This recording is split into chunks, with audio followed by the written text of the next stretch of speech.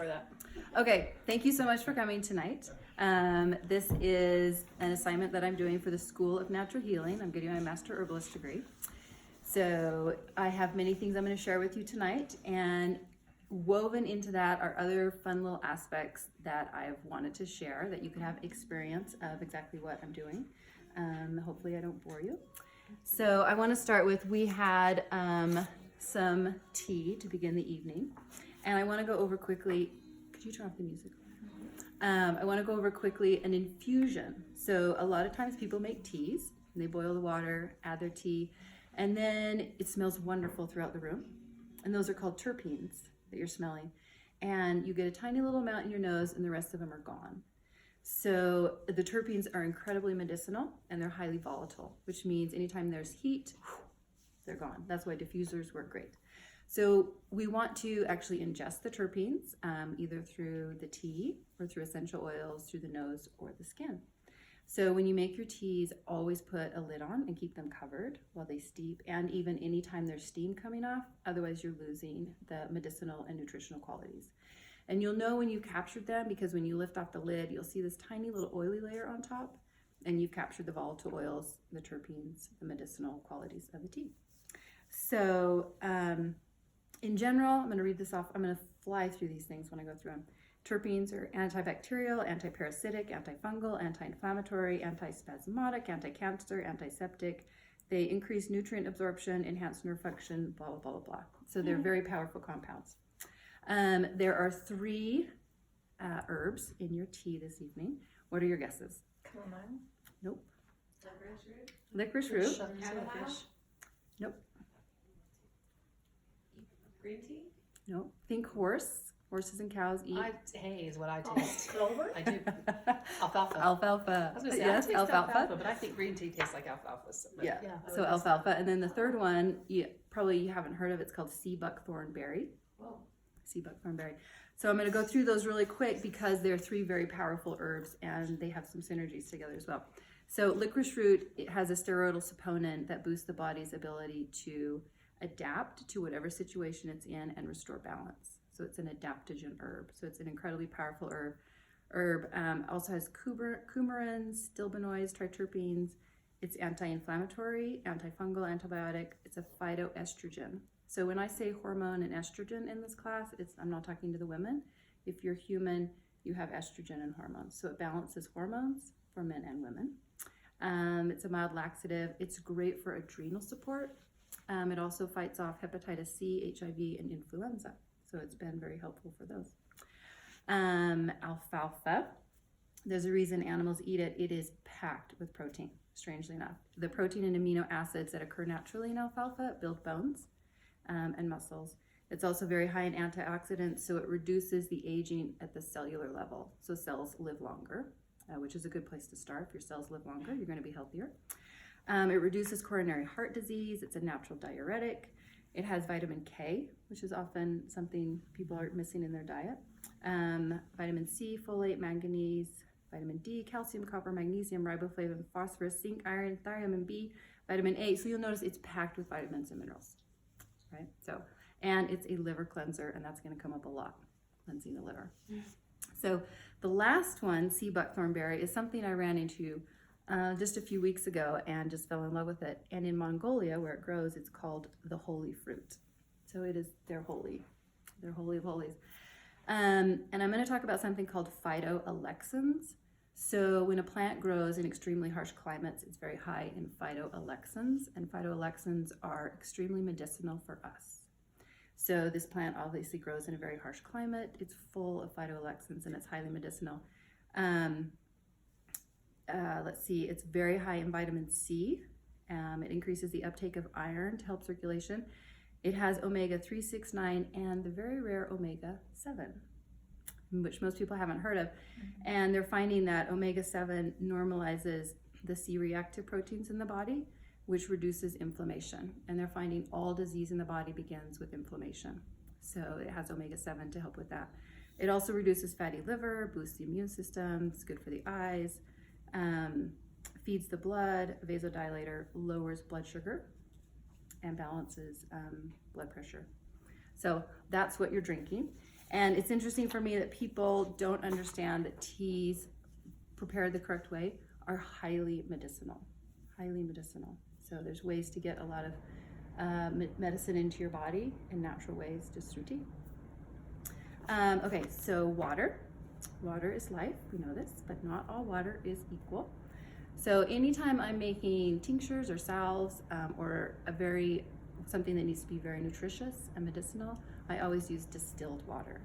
So distilled water has had every impurity possible distilled out of it, and so it's just literally straight H2O. No vitamins, no minerals, nothing naturally or unnaturally occurring. And drinking distilled water, if you try it kind of long term, you'll begin to notice it feels different. And I love distilled water. It's not always possible to drink it. So when it's not possible, or if it's not in your whatever, it doesn't feel right for you, I would just suggest anything that's not from the tap. So spring water or reverse osmosis, purified water, anything like that. And if nothing else, you can at least fill a jug with water in the evening and set it on the counter, and then a lot of the chlorine will evaporate. So that's a start. A note on chlorine, which I didn't know and so I researched it because I'm a curious person. So the chloride ion is essential to our life. You know, hydrochloric acid, we couldn't digest any food without it. But chlorine is always combined with another element in nature, always. It never occurs alone. So when they isolate it and put it in our water, chlorine then becomes toxic. And at the cellular level, it burns some of the proteins on the outside of the cell, so the cell cannot communicate with other cells. So that's how chlorine is harmful to the body. It's because it's not combined in its natural state. So, and then the fluoride in our water for, our teeth or whatever. In India, they did a big study on tooth decalcification, and they found that clove oil far exceeded fluoride in its ability to stop decalcification. And not only that, it found that it remineralizes teeth, and it has no side effects. So clove oil, they might want to put some of that in our water. But anyway, so there's water. Okay, inulin, bitters, cacao. That's for my helpers. Okay. It's a signal. So inulin is a prebiotic in the intestinal tract. So you've heard of probiotics. So I want you to understand this. So a probiotic is the bacteria that when it's healthy, it crosses the intestinal membrane and feeds our body. Okay, so a probiotic crosses the intestinal membrane and feeds our body. Something needs to feed the probiotic. So a prebiotic doesn't feed you, it feeds the bacteria in you. So inulin is that. Inulin is a prebiotic and feeds the bacteria in your body. So what does it do? It balances bacteria and fungi. It utilizes insulin. So the prebiotics actually use insulin in the body, so it stabilizes blood sugar. Lowers triglycerides, it's anti-inflammatory, increases bone density, and one of the important things, it produces immunoglobulins, which enhance the immune system. So strangely enough, when we feed our bacteria, we stimulate our immune system. And foods that are high in inulin are onions, garlic, asparagus, artichoke, cacao, flaxseed, dandelion, chicory, milk thistle. So I want to go over 3 of those: dandelion, chicory, and milk thistle. They're all really high in inulin. They're also very bitter. All these nodding heads. You guys are all like, I'm not teaching you anything yet. No, I'm just kidding.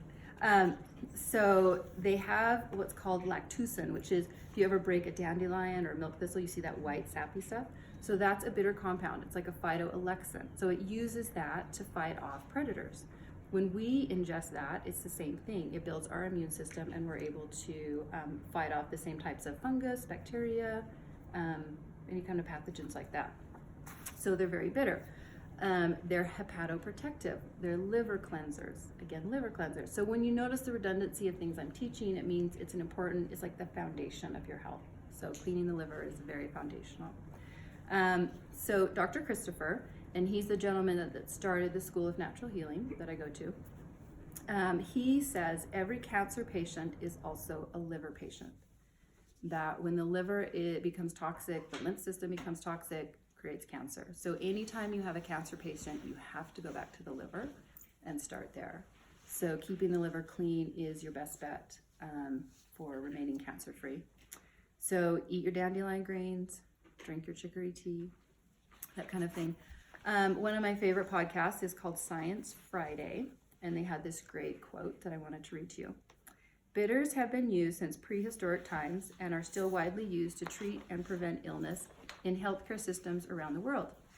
Today, approximately 7,000 modern medicines are derived from bitter plants. Digestive bitters help with constipation, gas, bloating, loose stools, food allergies, and acid reflux. In addition, the bitter reflex, that thing you have when you eat something bitter, that reflex is very healthy. It improves nutrient and mineral absorption. It promotes healthy blood sugar levels. It protects the liver. It heals inflammatory damage to the intestinal tract. So your cacao is high in inulin, the prebiotic. It's also a bitter. It's cleaning the liver, stimulating your digestion, that type of thing. Some people find it exceedingly bitter, and some people, like myself, kind of think it's a treat. So there's your cacao. So let's see. So cacao, it's a bitter food high in inulin. It's the highest plant-based source of iron. So it's 7.3 grams, but it's also the highest source of any. So in 100 grams of cacao, there are 7.3 grams of iron. In beef and lamb, they're both 2.5, so not less than half of the iron. So when people are like, oh, you got to get iron from your red blood, cacao has much more iron. And even spinach is 3.6. So spinach has more than beef and lamb per ounce, but still far less than cacao. So if you need your iron, do that. The maximum iron absorption is best when combined with vitamin C in its natural state, not a vitamin C tablet. The other thing about cacao, it is one of the, it has 40 times the antioxidants of blueberries. So it has 98,000 per 100 grams, and blueberries have a mere 2,400. So it is packed with antioxidants. It's one of the highest plant-based sources of organic magnesium. Magnesium is one of the most difficult minerals for our body to absorb and assimilate. And in cacao, it's a natural source that is easily assimilated into the body. Cognitive function, one of the things, it has theobromine in it, which soothes the vagus nerve. The vagus nerve in the body is the nerve that relaxes all of your smooth muscles. So your digestive tract, some of the organs, makes you feel like everything's okay when the vagus nerve settles down. So it helps with that. Natural diuretic, and it also stimulates the endocannabinoid system. So if you know what that is, the endocannabinoid system in the body does nearly everything. And right now, hemp and marijuana, CBD, people are turning to that to stimulate that system in the body. Well, cacao also does that. There's a few others that we'll mention later too. So it's not like just one plant does it. There's many plants that do it. So I want to talk about organic versus inorganic. So this is not like organic food. This is live versus dead. So this is what you're eating here is raw cacao. Hasn't been, processed. It hasn't been heated in any way, which is important. It hasn't been heated or treated. And so it has all of its natural components still intact, and you're receiving those. When they turn it into chocolate, between 70 and 90% of those properties are lost. So anytime you high heat something, it becomes inorganic. It no longer has the live living properties that it had that are so healthy for us. So organic foods are raw and considered alive. Inorganic foods are usually high heated, processed in some way, and considered dead because they're not actually giving you what you need. Okay, so now on to elimination. This is the fun part. You have to take things in, take healthy things in. They must come out, right? And they must come out well, or you will have problems. Let's just say that. So 4 main channels, plus another one that I added. Lungs, kidneys, bowels, and the pores of the skin. So the lungs remove excess gaseous substances. The kidneys excrete end products from food and the liver. The bowels eliminate food waste as well as dead body tissues and cells. And then the pores release smaller toxins through the skin. When we're not able to eliminate properly, we become toxemic. We can become acid, very acidic inside the body, which is very damaging to cells. An interesting thing, when our elimination channels are not working properly and we start to feel sick, and we may try to do a cleanse of some kind and we feel worse and we think something's wrong with the cleanse, as opposed to, oh, I'm actually detoxing. So one thing I want to mention is, just like an alcoholic has detox systems when they go off, or a drug addict, or a sugar addict, or a caffeine addict, or a flour addict, so a dairy addict. Just notice, like, when you are going to remove something from your diet, don't be surprised if you have symptoms that are not so pleasant. And just know that the cleanse is working, and move through it. So the very first and most important thing to keep clear are the bowels. If those are working, in the East, they say the gut is in the intestinal tract. Like, your gut is your health. And so if it's not working, nothing's going to work well. And interestingly enough, when I first learned this, I did not believe it, but I found with time that is true. So what does normal bowel action like? It requires no effort. It takes very little time, and it generally occurs after each meal. That sounded like a lot to me, and I was like, I don't really know about that. I find that it's true if you have a healthy diet. So anyway, those are some things to consider, and if it's not working well, there are a lot of supplements and herbs that are not laxatives. These are not laxatives. We're not interested in laxatives. They actually harm the body, and the bowels do not work properly. You're not able to absorb nutrients, and the excretion is actually harmful. So these are herbs that cleanse and nourish. So they gently cleanse the bowels, while they also nourish and feed the bowels so that they work properly. So they're more mild, and it takes a little bit longer. They do work. Some of those you may have heard of, and I just throw out names so you can become familiar with certain herbs: Cascara sagrada, barberry, mountain flax. There's a lot of them, and there's many formulas that I'll share with you as well. The lungs are nice to keep clear. So I don't know if any of you know much about horseradish, but again, for my aides out there. So there are a lot of herbs that cleanse and nourish the lungs, and it's essential to keep that whole pathway clear.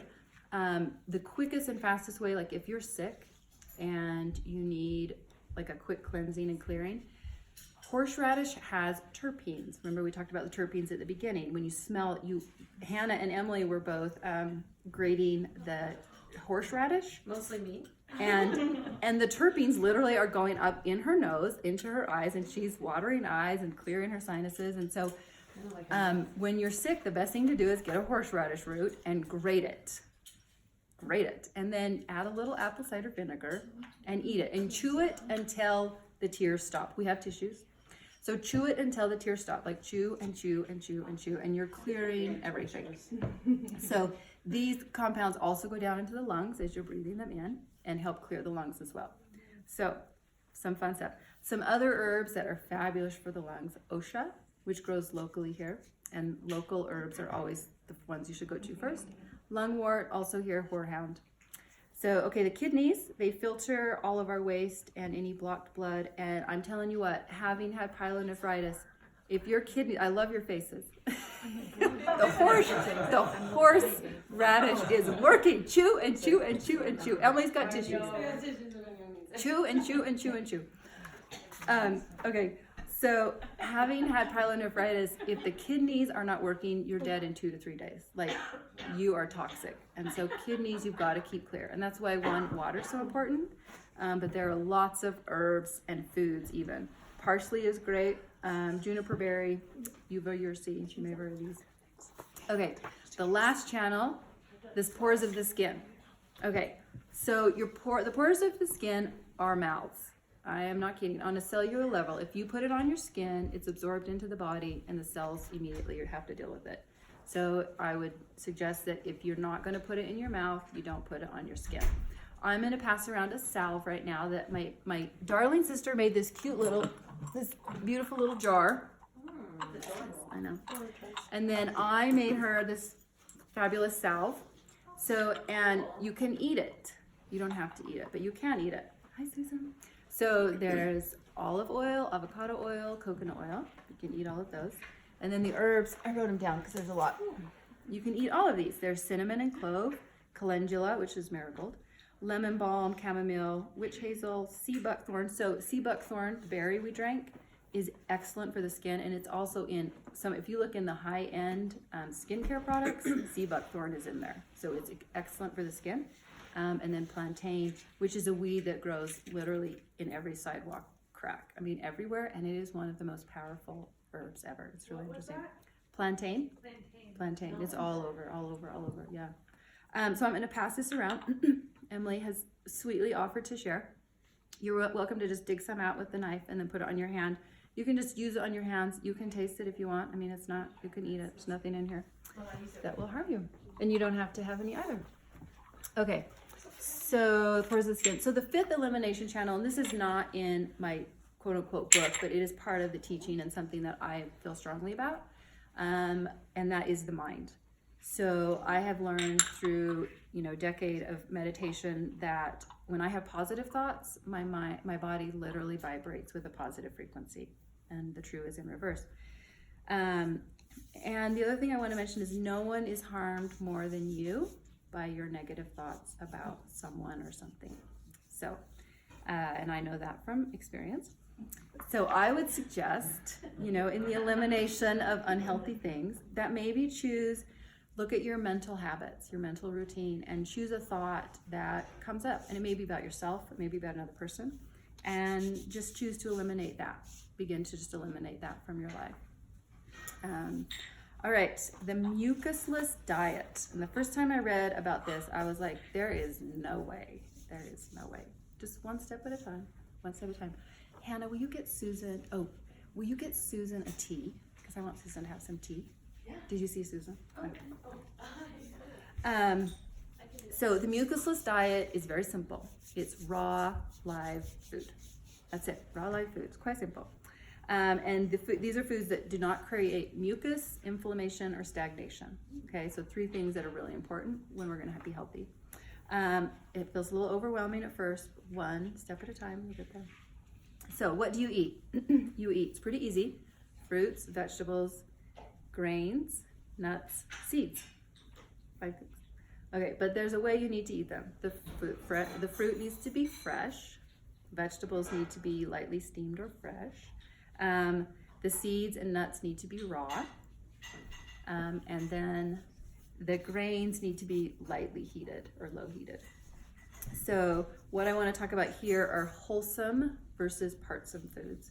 So wholesome foods are like a whole grain. The whole thing is there.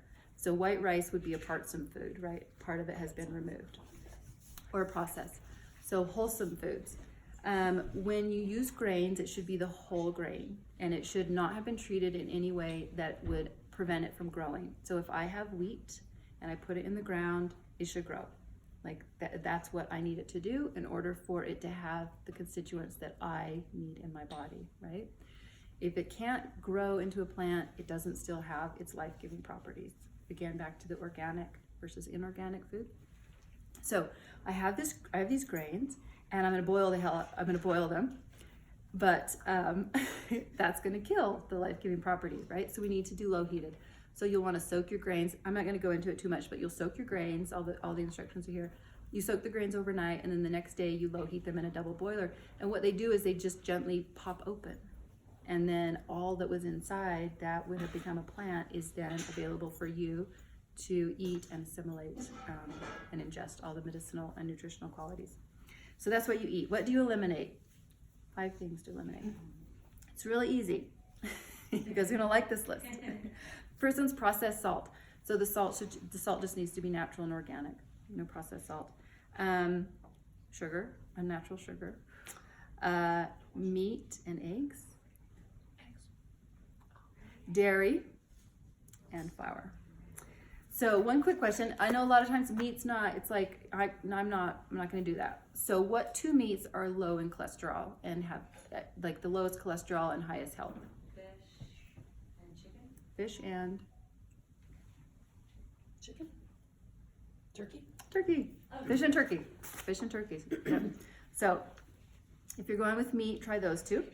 Okay, so some things to supplement with are, so wheat germ oil. So wheat germ oil has the highest content of vitamin E of any food. So there's your vitamin E. What does vitamin E do in the body? Just about everything. It balances cholesterol, boosts your immune system, repairs skin, repairs tissue, it thickens your hair follicle, balances hormones, improves your vision, prevents dementia and Alzheimer's. So those are some of the vitamin E. Now, wheat germ oil specifically, not the vitamin E component, but wheat germ oil improves muscle strength. It's high in antioxidants, lowers cholesterol. It has tons of vitamins and minerals: manganese, thiamine, selenium, phosphorus, zinc, folate, specifically to prevent birth defects. Always take your wheat germ oil. Vitamin B6, B1, magnesium. It balances blood sugar, and it's very high in omega-3s to regulate the nervous system. So you're getting some wheat germ oil passed around. Enjoy. All right, another thing to consider supplementing in your diet is cayenne. You can start with 1/3 teaspoon a day, 3 times a day. Cayenne is excellent for strangely, it's excellent for the heart. People will be like, I don't know. It's also excellent for vision, and it helps circulation. So if the circulation in your legs is stagnant, it will balance that stagnation and get everything moving, which also helps the blood pressure. So people think cayenne must raise your blood pressure. It actually lowers blood pressure. So cayenne is great for high blood pressure. And you can work your way up to a teaspoon 3 times a day in water. You can take it any way you like, but raw honey, so there's where you get your sugar.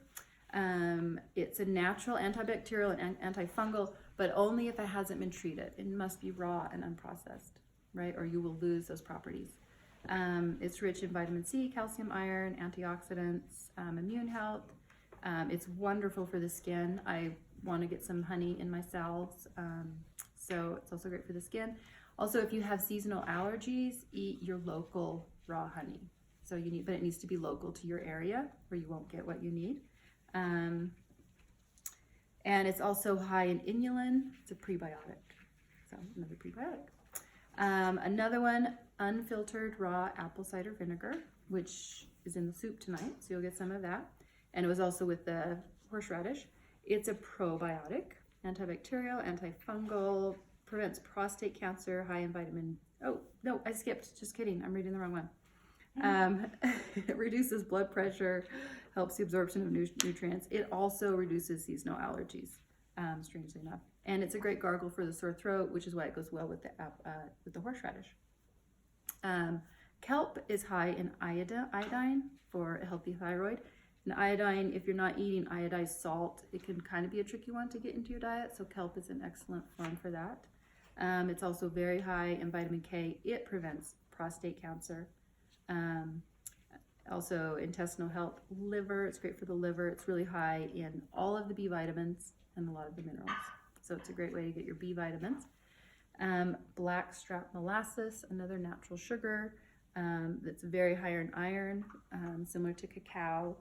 Reduces blood sugar, interestingly enough, and reduces blood pressure. And it has all of when it's created, the blackstrap actually has all the minerals in it that you lose in white sugar. So it's very high in minerals. The last one, spirulina. It's the highest source of vitamin B in the world. So if you need your B vitamins, go to spirulina. It's the second highest source of protein per ounce, and it has every trace mineral. So if you feel like you're a mineral deficient, spirulina will be great. A quick note on natural vitamin and mineral supplements. So if you're taking a pill, it's probably not helping you very much, and we'll get into that in a minute. But you can make your own natural vitamin and mineral supplement that has everything the body needs with whole foods. So again, this is in the notes, but it's spirulina, kelp, dandelion, alfalfa, rose hips, wheatgrass, chlorella, and nutritional yeast. And it's the synergy of the whole plant and the whole plants together that create this, as opposed to like pulling out certain compounds and asking them to do the job. So there's the mucusless diet. Not too bad. eat 5 things, don't eat 5 things. It's kind of simple. It feels a little overwhelming at first. And maybe you're like, I don't know, does that really work? So the American Cancer Society, I'd like to tell you what they think your diet should be. The first thing they say is most cancers are lifestyle dependent. And I want to read that again. Most cancers are lifestyle dependent.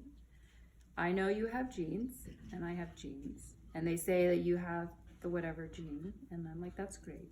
There's also something called epigenetics, the study of our genes, and your genes are turned on and off due to your lifestyle. Okay, so just think about that for a minute. You have genes. It doesn't mean they're going to express themselves. Your behaviors, your experiences have a direct effect on what genes are going to express themselves in your life. So the Greek prefix epigenetics implies it means that the genes are on top of the traditional genetic basis for inheritance. So these are not like the hardcore ones that can't be changed. These epigenetics, and cancer is an epigenetic gene. You know, you don't have to get cancer just because you have a cancer gene. So the 5 items the American Cancer Society says to add to your diet: cruciferous vegetables, high fiber, vitamin A, not a vitamin pill, specifically says that, vitamin C food, not a vitamin C pill, and then maintain a healthy weight, exercise, and low fat.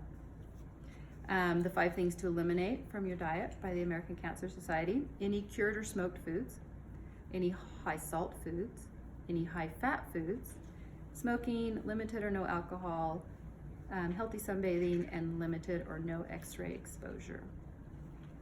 So it's basic, the mucusless diet fits all of those. And there are other diets. I'm not saying that's the only one, but it's a great one. Okay, essential fatty acids. So we need to have fats in our diets, and there are some that are essential. Omega-3 is the one. You may hear about it a lot because the American diet is very low in omega-3. So flaxseed is very rich in omega-3. It has 7,000 milligrams in a tablespoon. What's another food that has omega-3 that people talk about? Fish. Fish oil. Fish? Okay, so salmon and mackerel have 1,000 milligrams per ounce of fish.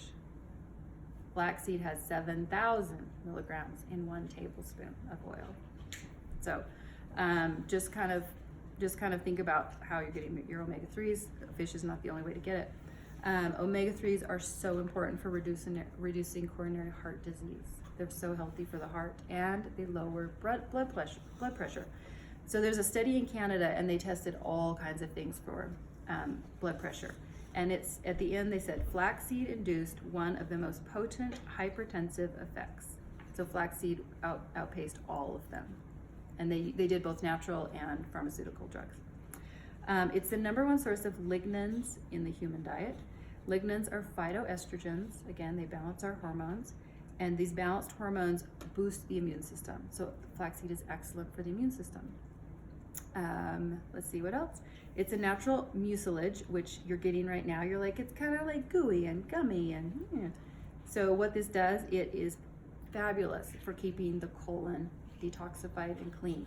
So it's one of the things I mentioned. Remember when I was talking about what will clean the colon? I said mountain flax. So flaxseed is excellent for keeping things moving, the mucilage, the slipperiness, but it also pulls out any toxic waste and removes them as it goes through, while giving you all of the other benefits. So it's excellent for the digestive tract. Flax contains no cholesterol and actually lowers your cholesterol.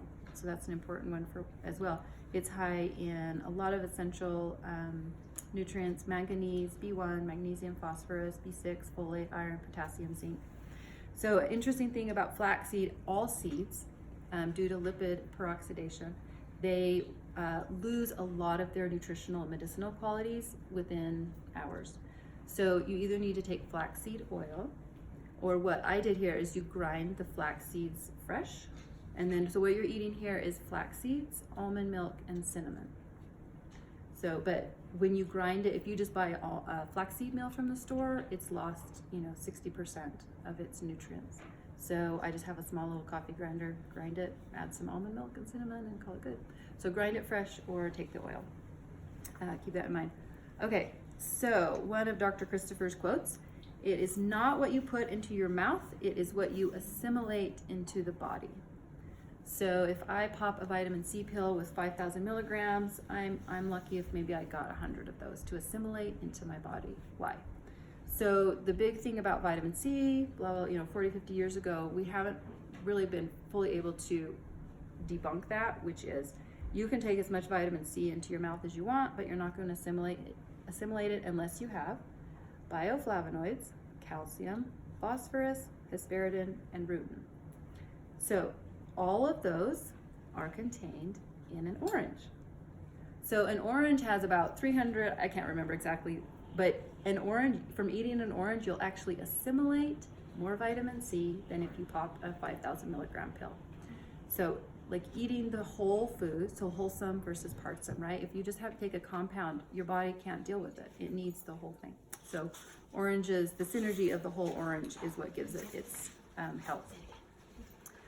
Another thing to remember is ascorbic acid, also known as vitamin C, deteriorates very, very rapidly. That's why we need to be eating our foods fresh. So eat your, after you cut an orange, eat it. Don't let it just sit there. But also your juices. So if you're buying orange juice at the store, you're missing out on a lot. Your vitamin C is probably gone. You're going to get, you can have other constituents in there that are healthy, but vitamin C is not going to be in it. It needs to be fresh. Save your rinds, please. So organic acids, here's an interesting thing that I did not understand. So we want the body to be alkaline, right? We want a high pH. That's how the body works best. That's why drinking distilled water and some of these other waters is better. Also tap water is very acidic. So I thought, well, why would I eat a lemon or a lime or an orange or apple cider vinegar? They're so acidic. Well, an organic acid in nature, when ingested, becomes alkaline in the body. And these organic acids are excellent detoxers. So just so you understand, like, oh, I'm eating an acid, but I want my body to be alkaline. If it's a natural acid, then it will be alkaline in the body. So we talked about eliminating. So our elimination channels are open, and now it's time to cleanse. A great thing to start with is a 3-day cleanse, and it's a juice cleanse. And with time, it can become a 3-day water fast. But I wouldn't start with a water fast if you're not used to it, because it could just be a lot of symptoms. So what does a 3-day juice cleanse look like? It's pretty easy. Every morning, 16 ounces of prune juice. So as you know, prune juice is going to get things moving. And when you're fasting, things can slow down. So it's important to keep them moving. But prune juice is also excellent for pulling in any toxins or waste in the body and moving them through. So 16 ounces of prune juice in the morning. And then you take 1 to 2 tablespoons of olive oil. You just take it straight. The olive oil is going to help the liver and bile ducts, clear them and keep them moving, which helps the whole intestinal tract keep moving. So we want to keep that moving. Then you're going to drink 2 quarts of distilled water. This is a cleanse, so take the time to get the distilled water. And then as much fruit juice as you feel like you need throughout the day. You're going to choose 1 juice per day. So you're not going to mix fruits each day. So it's just 1 juice per day. I think from all that I've studied, carrot, grape, and apple are phenomenal. I can't go into them right now, but citruses also work great. But I would probably start with the other 3. Some detox symptoms: you might become constipated. If that happens, you can take more prune juice, or Dr. Christopher has a formula that works great. Headaches, weakness, trembling, or feeling very, very sick. So some people are like, oh, I can't do this. I'm so weak. I'm so sick. I'm so this. I've learned now, I can fast now and feel fine. And I'm like, why don't I should feel bad. I don't know. It's weird. But when your body's working well, the cleanse is not terrible. So when you're cleansing and it's terrible, just know the body's actually cleansing and you're having detox symptoms. So don't stop. Keep going. It'll be okay. Okay. So my question for you now, as we go into a little bit more cleansing and detox, how long has it taken you to create this body that you have? And how quickly do you think it should heal? Meaning, a lot of times we're used to drugs and we go, oh, okay, I took 45 years to create this body, but if I take that drug, 2 or 3 days. Not quite.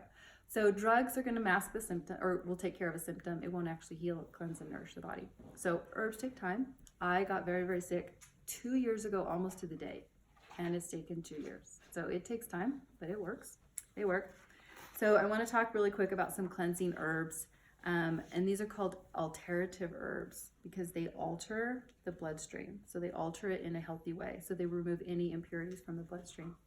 And some of my favorite, there's many, but I'm just going to touch on a couple of my favorite. Red clover, garlic, echinacea, poke root, chaparral, sassafras, sarsaparilla, and wheatgrass. So red clover is one of the top blood cleansers of all, and it is the best antidote for cancer. Like, it is so powerful, externally, internally. It's amazing. Also, poke root is great for internal and external, but if you've got skin cancer, you put poke root on it, it's amazing. And many of these herbs are local. Poke root is chaparral also. Chaparral, by the Native Americans, it was called the cure-all, and it really does everything in the world. It not only cleans the bloodstream, but it cleans the lymph system. And the lymph system is so important because that's your immune system. And if the lymph system isn't working, you're going to have some problems. One thing I want to mention really quick, it's important to remember that when you try an herb, if it doesn't work for you, it doesn't mean there's something wrong with the herb or you. It's not the right time. Meaning, when I started my cleansing, I started with red clover, and it didn't really do anything. I was like, I don't know why everybody talks about this. It's like, whatever. And I happened to switch to chaparral, and chaparral was amazing. And within a week, I was feeling so much better. I was like, this is the most amazing herb. And then after 3 or 4 months, I was like, oh, this isn't really working for me anymore. And then I went to red clover, and then red clover was amazing. So there's a time and a place for each herb, and you're going to have to play around a little bit and find what works for you at certain times. It's not like a cure-all. It's not, your body has its own specific needs, right? So wheatgrass juice, something I think is so cool. The chemical composition of wheatgrass juice is almost identical to blood. It has a copper bond where we have an iron bond, but other than that, it is identical. So when you're really sick, if your bloodstream is bad, anything, your lymph system isn't working, things like that, wheatgrass juice will mimic healthy blood. So it's an amazing thing to take when you're healthy, but also when you're not. Okay, pectin. You have your orange rinds? You don't have to do this part, but you can if you want. So pectins, it's a natural polysaccharide, and it is one of the few things that will absorb heavy metals in the body and remove them. So, and that's why, and it works because pectin is used in jams and jellies, right? So it's like this gooey stuff. So it does that in the body, it absorbs those heavy metals. So apples are 20% pectin. So they're very high in pectin, and they're great for removing lead and mercury from the body. So you can eat an apple for that. What's even higher is the white inner rind of the orange is 40% pectin, and it specifically will remove arsenic and cadmium. And arsenic and cadmium get lodged in the brain, and that's where we're seeing a lot of Alzheimer's and dementia. I'm not saying that that's the cause for them, but there's some kind of correlation. And so if you take the time to, it's kind of funny, but if you take the time to eat the white inner rind, I'm really good at it now. I'm pretty amazing, if I say so myself. But if you take the time, it's excellent to get that. And only citrus pectin removes arsenic and cadmium. Okay, the apple pectin doesn't. So just know that it has its own qualities for that. So there's a reason for chewing it off. Can you eat the orange? Yeah, and the orange zest, we cook with that all the time. Oh, sure. One of the things I've realized is we're very wasteful with some of the best parts of the foods. Like, we peel potatoes before we boil them. Well, those peelings are so high in potassium, and they literally used to peel a potato to boil the skin to make potassium broth to heal people. Now we peel it and throw it away, and then we cook the inside. So it's like, we have lost a lot of the wisdom of the whole food and all the different parts. So when you peel ginger, there's the outer layer and the inner, and then there's this really fine line in between that's almost like a bright yellow, but it's very, very thin. That is the most nutritional part. It has all the terpenes, and most people shave it off, and they lost the best part of the ginger. So just start to think about, what am I doing with my food? I mean, it's a whole thing. Maybe there's something really nutritious or medicinal. Go Google it. Could I use this? What would it do for me? So as far as cleansing and taking supplements, things like that, and I really do appreciate this routine. Dr. Christopher teaches 6 days on and a day off. and then 6 weeks on and a week off, and 6 months on and a month off. So you're allowing the body, one, if you're cleansing pretty hard, you're allowing the body a day of rest, but also supplements, you're allowing the body to experience, oh yeah, I remember how to do this myself, right? You're giving the body a chance, because we don't want to do it forever. The idea is to teach the body and give it what it needs to do it on its own. All right, we're almost done. Green plants. I want to talk about plants for a second because I'm in love with them and I think they're amazing. And how they relate to our essential amino acids and antibiotics. So I went into phytoalexins. You know, plants are alive because they fight off the if you go try to be a plant and you are rooted to the ground and you cannot move, it doesn't matter if you get water, if you get sun, if somebody comes and wants to eat you, like, a plant has an enormous amount of courage and they're really fucking strong. Oh! Go back. So anyway, so plants are amazing. I might get kicked out of school for that. I think you could beat it. Okay, so anyway, okay, so we have almost identical chemical pathways as plants, except a few, and plants have more. So plants have something called the shikimate pathway, and it makes the essential amino acids that we cannot make. There are 9 essential amino acids, which means we cannot make them, and you can only get them from plants, right? And specifically vegetables. Okay, vegetables have these 9. So, so I want you to, for a minute, there are 26 amino acids. 9 of them you cannot make. Okay. There are 26 letters of the alphabet. Imagine taking out 9 letters. How well could you communicate? Right? So you're still at the cellular level, your body cannot communicate with those 9 essential amino acids. They're important, okay? I want to just touch very briefly on organic versus chemical foods. So anything that's been treated with a chemical, it has destroyed the shikimate pathway in the plant. So you may be eating a quote-unquote healthy plant, but it doesn't have the essential amino acids in it because that pathway was destroyed by the chemicals. So I want to talk about those 9 essential amino acids. Where can you get them? Soy, quinoa, and buckwheat. They are complete protein sources. They have all 9. So those 3 right there. You can also get them from incomplete proteins put together. So beans, nuts, seeds, whole grains, vegetables put together will also give you the fullness. So antibiotics. So there's something called phytochemical coevolution. And in science, they call that all life in an ecosystem evolves together. Right? They live in the same ecosystem, they all evolve together. So the plants in our ecosystem have developed phytoalexins specific for this climate, specific for the stressors that we have here. When we eat the plants, local plants here, we receive the phytoalexins to deal with the same stressors. So that's why it's important to try to eat local food. I mean, there's many reasons, but literally it's so that you are eating the phytoalexins that help with the stressors that we have in our area. So why is this coevolution important as far as antibiotics? As we know, bacteria can build up an immunity to antibiotics because antibiotics are stagnant. It's a pharmaceutical. Bacteria cannot build up an immunity to natural antibiotics because the plants are constantly evolving to fight them off. So if you start looking, spend some time on the National Institutes of Health website, you'll see that more and more they're starting to turn to basil and oregano, all types of those types of things to spray on romaine lettuce, different types of things, because that's the only thing that will actually kill the bacteria, so we're not getting sick. So, and one of the things Dr. Christopher teaches, eat under your own fig tree. So as much as possible, eat the food that grows where you live, for many reasons. Okay, last one, we're almost done. Okay, the immune system. Garlic, echinacea, and love.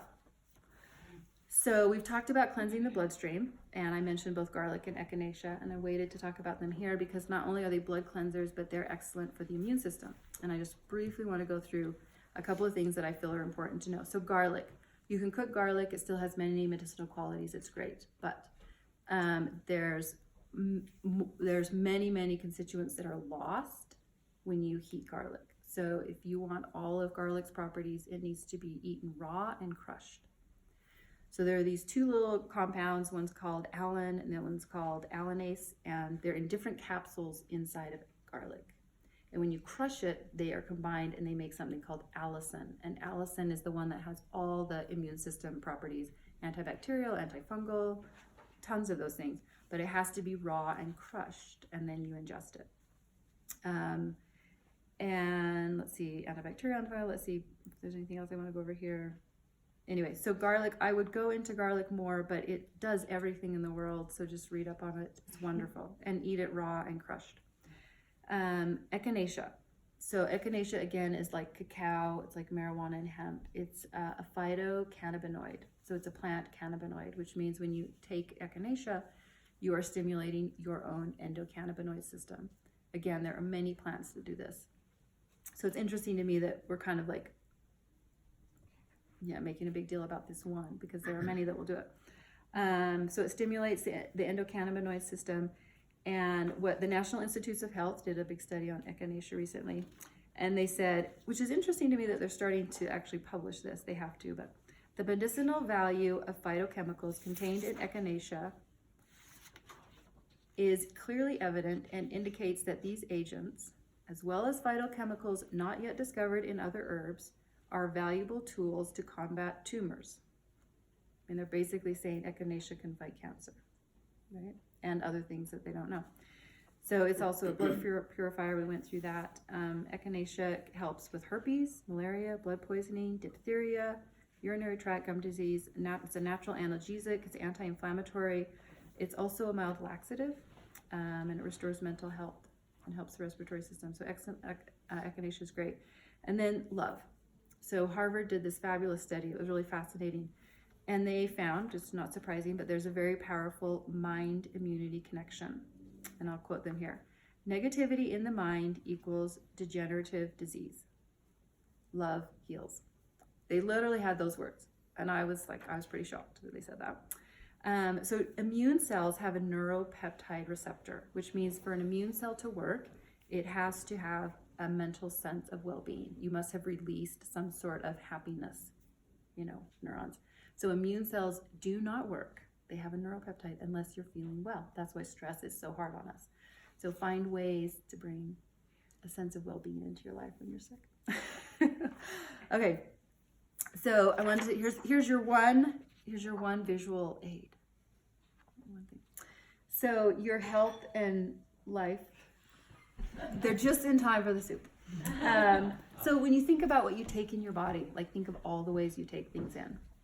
Right? Eyes, ears, nose, mouth, skin, your mind, your emotions. When you eliminate, same thing. Don't forget the mind and the emotions, the way you eliminate.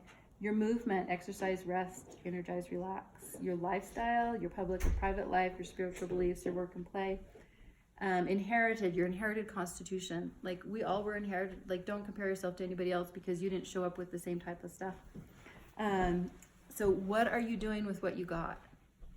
Meaning just because you got these certain genes or whatnot doesn't mean, oh, well, I have this gene, so it's over for me, right? No, what are you going to do about that, right? So some of us are going to have to work harder in certain areas because of our genes, but it doesn't mean that's the end of the story. And then, that's your life. So I love the School of Natural Healing, and Dr. Christopher is an amazing man, and he was so generous. So everything I've talked to you about, he's made a formula for everything. And he took him years and years of study, and he actually went to jail many, many times and was sued many, many times by the government because they didn't want him practicing. He has shared every single formula with everyone. You go out, buy his book, and he'll tell you exactly how to make the formula. So his thing is empower individuals to heal themselves through natural means available in every yard. So he teaches you, he's like, you have dandelion, you have plantain, you have chicory, you have all of these things growing. Go get them, and I'm going to tell you how to make it. I mean, he gave it all away. It was never about. And so I love that his whole goal was to help people be healthy and to know how to do it themselves, not to buy his product. So the other thing I want to say is, having been very, very sick, we have one body. just one, and you're going to spend your whole life in it. And I know we're all pressed for time and we're pressed for money, and I know that illness is an enormous source of grief and frustration. So I found that it didn't matter what I may have missed in the external world, that to use my time and money to cook a healthy meal brings me such peace, because then my body's healthy, I feel well, and all is well. I've never regretted any activity I may have missed, or any activity I couldn't afford, because I spent money caring for my body. So, and your body is physical, emotional, mental, spiritual. And I can't tell you, if you haven't been sick, your daily health is priceless. So keep it healthy.